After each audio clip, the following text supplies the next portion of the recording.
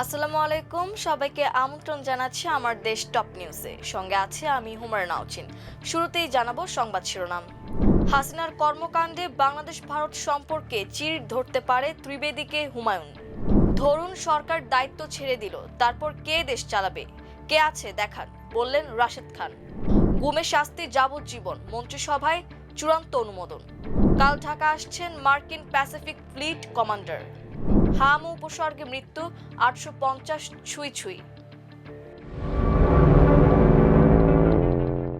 শুনছিলেন সংবাদ শিরোনাম, এবারে বিস্তারিত। পলাতক মৃত্যুদণ্ডপ্রাপ্ত আসামি শেখ হাসিনা 5 আগস্ট প্রকাশ্যে বক্তব্য রাখতে পারেন। সোশ্যাল মিডিয়ায় ছড়িয়ে পড়া এ খবর নিয়ে ভারতীয় হাইকমিশনারের সঙ্গে আলাপ করেছেন প্রধানমন্ত্রীর পররাষ্ট্র বিষয়ক উপদেষ্টা হুমায়ুন কবির। তিনি বলেছেন, বাংলাদেশের অভ্যন্তরে অস্থিতিশীলতার সৃষ্টির উদ্দেশ্যে হাসিনার যে কোনো কর্মকাণ্ড দুই দেশের সম্পর্কের ইতিবাচক অগ্রগতিকে ক্ষতিগ্রস্ত করতে পারে। সোমবার বিকেলে প্রধানমন্ত্রীর পররাষ্ট্র বিষয়ক উপদেষ্টা হুমায়ুন কবিরের সঙ্গে রাজধানীর তেজগাঁওয়ে প্রধানমন্ত্রীর কার্যালয়ে ভারতের নবনিযুক্ত হাইকমিশনার দীনেশ ত্রিবেদী সৌজন্য সাক্ষাৎ করেন।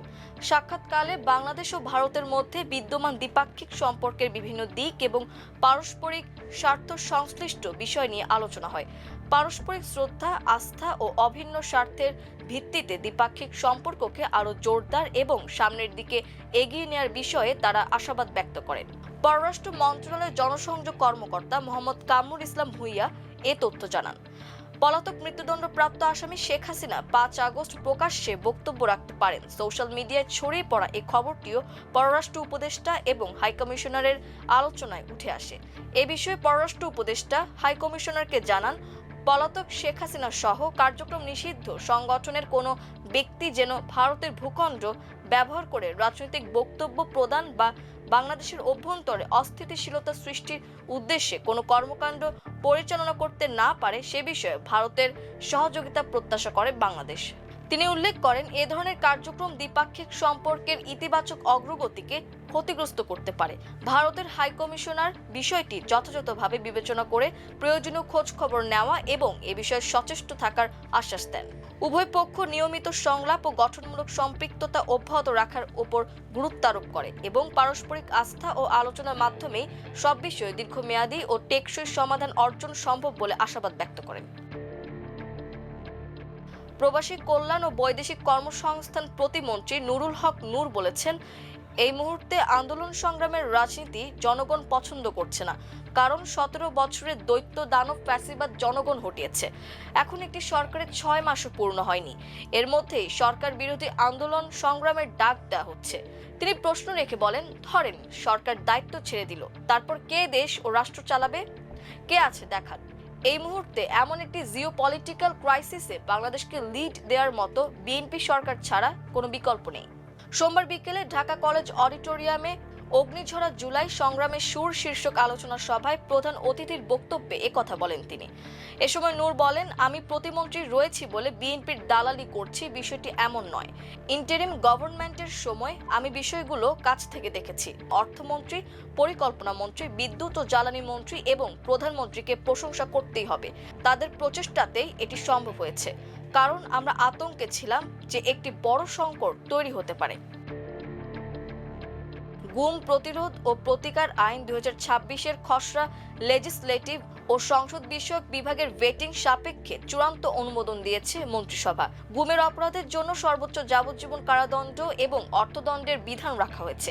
এছাড়া ভুক্তভোগীকে ক্ষতিপূরণ দেওয়ার বিধানও রাখা হয়েছে। সোমবার বিকেলে সচিবালয়ে মন্ত্রিপরিষদ বিভাগের সভাকক্ষে মন্ত্রিসভার বৈঠক অনুষ্ঠিত হয়। এতে সভাপতিত্ব করেন প্রধানমন্ত্রী তারেক রহমান। বৈঠক শেষে মন্ত্রিপরিষদ বিভাগের এক সংবাদ বিজ্ঞপ্তিতে এ তথ্য জানানো হয়েছে। সংবাদ বিজ্ঞপ্তিতে বলা হয়, মানবাধিকার, মানবিক মর্যাদা, ব্যক্তি স্বাধীনতা এবং আইনের শাসন প্রতিষ্ঠার লক্ষ্যে গুম প্রতিরোধ ও প্রতিকার আইন 2026-এ গুমকে একটি স্বতন্ত্র, আমলযোগ্য, জামিন অযোগ্য ও আপোষ অযোগ্য ফৌজদারি অপরাধ হিসেবে চিহ্নিত করা হয়েছে।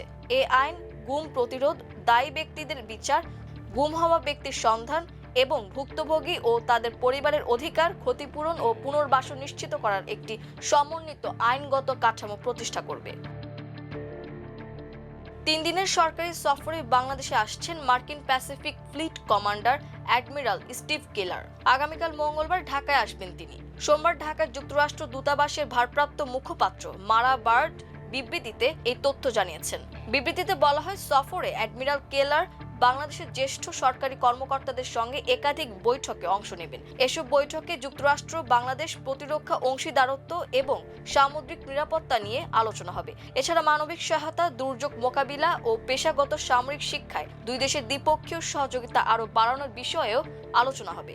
যুক্তরাষ্ট্রের প্যাসিফিক ফ্লিটের ওয়েবসাইট সূত্রে জানা যায়, অ্যাডমিরাল স্টিফেন টি কেলার 2024 সালের 4 এপ্রিল প্রশান্ত মহাসাগরীয় নৌবহরের কমান্ডারের দায়িত্ব নেন। তিনি মার্কিন নেভাল ওয়ার কলেজ থেকে জাতীয় নিরাপত্তা ও কৌশলগত অধ্যয়ন বিষয়ে স্নাতকোত্তর ডিগ্রি অর্জন করেন।